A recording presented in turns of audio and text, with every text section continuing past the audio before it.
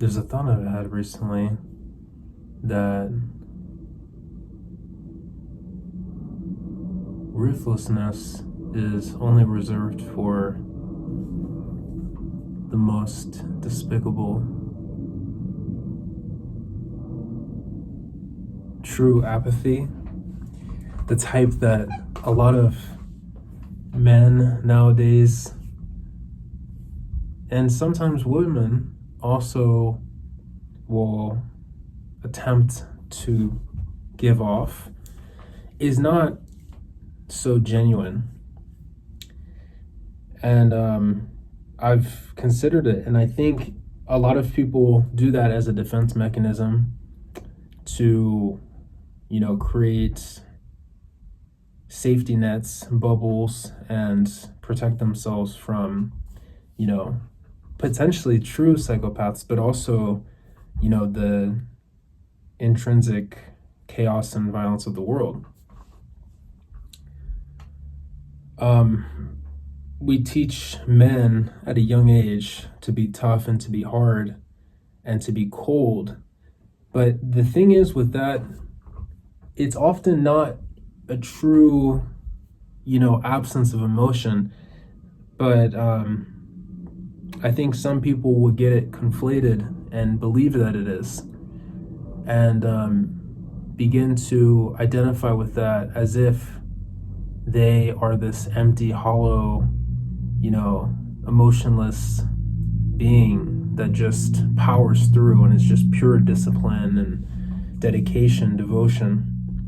But I think in reality, that can't be achieved unless you're truly disconnected from what it is that, keeps us, somewhat sociable, connected creatures, you know.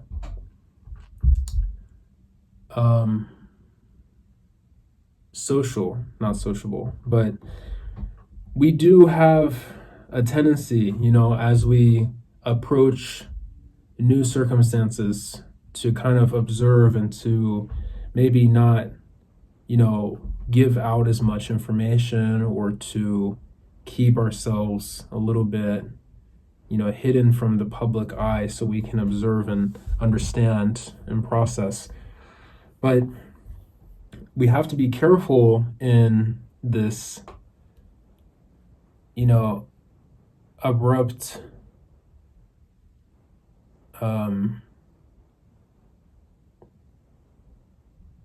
almost identification with these very inhuman characteristics. Because if you think about it, they aren't really at the core of what being a person is. You can't survive if you are 100% cold. You can't survive if you're 100% empty. But some people would have you believe that they are, because to their benefit, it may help them being perceived that way. Maybe to be calculated in a certain way. What I'm trying to get at here is that there are individuals of this world that are so far to that level where most would consider them gone. Most would consider them to be perhaps non-human, with how detached they have become from the rest of us.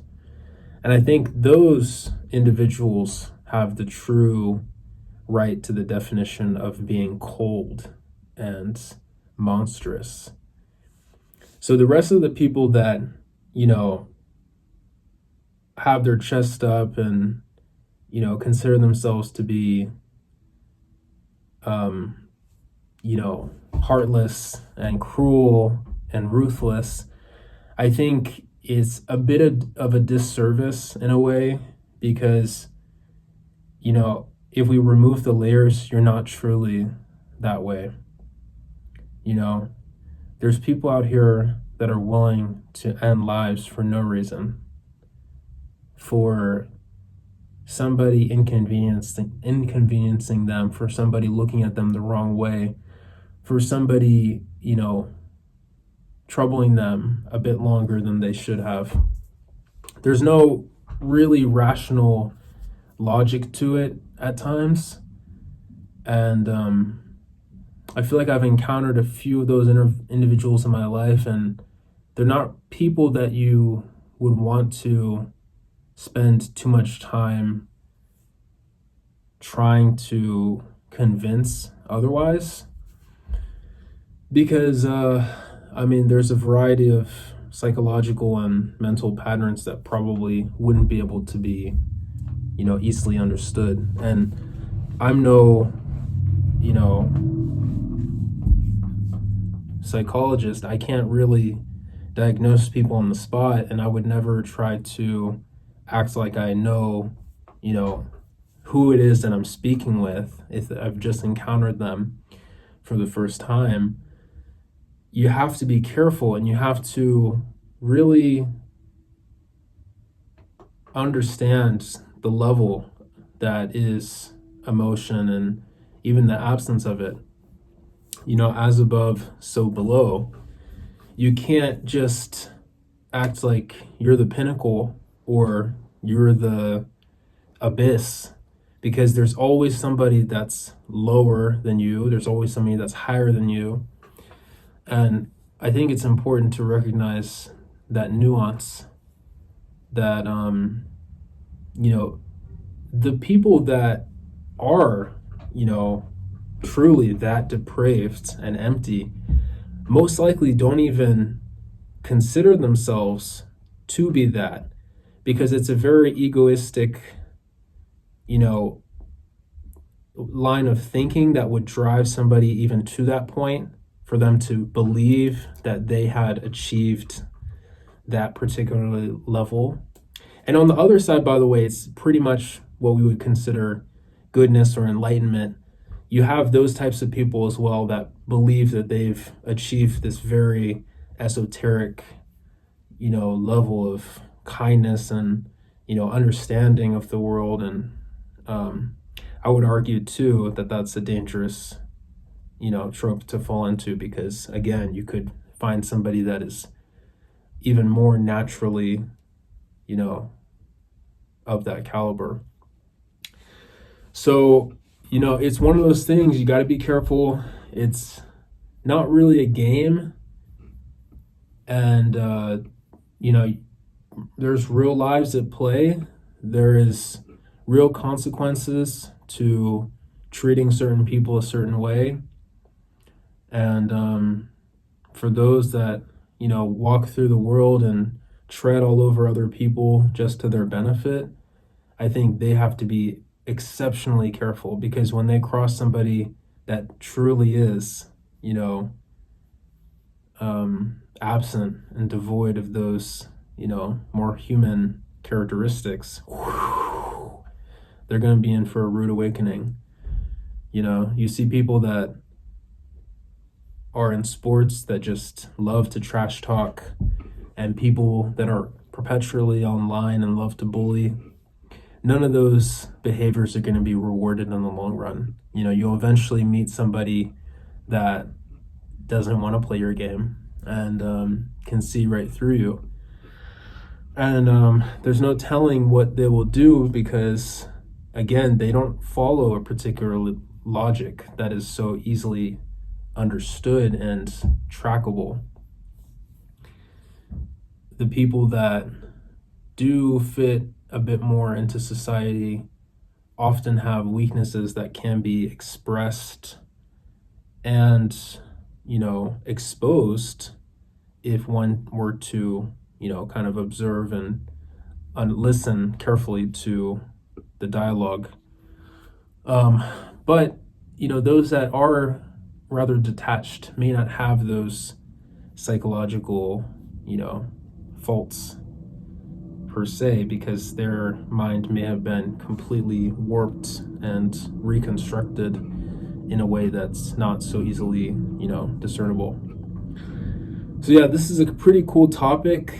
It's just something that's come to me. I try to analyze it, from a few different perspectives, and also try my best to keep my ego out of it too, because even when discussing it, I'm not trying to characterize myself at all in it. I'm more so just laying out this, you know, particular view of seeing things, and hopefully showcasing that, you know, at least for me, I try my best to not be extreme in any category, except for the ones that cause me so much passion and so much, you know, positive emotion that I can't help but feel that way. And even then, I still try to limit, um, or rather, I should say, I try to, release that emotion in the outlet that, ostensibly benefits others and doesn't put them down. Because, you know, flexing my muscles and, puffing my chest out, really doesn't have too much of a positive ripple effect, but it may motivate others to become those more negative portrayals that you are depicting. So there's always a chance for that, you know? Monsters can be born from even good intentions, So don't feel like you're not also capable of feeling the ramifications of your actions, and eventually that life could catch up with you, on either ends. So watch your back.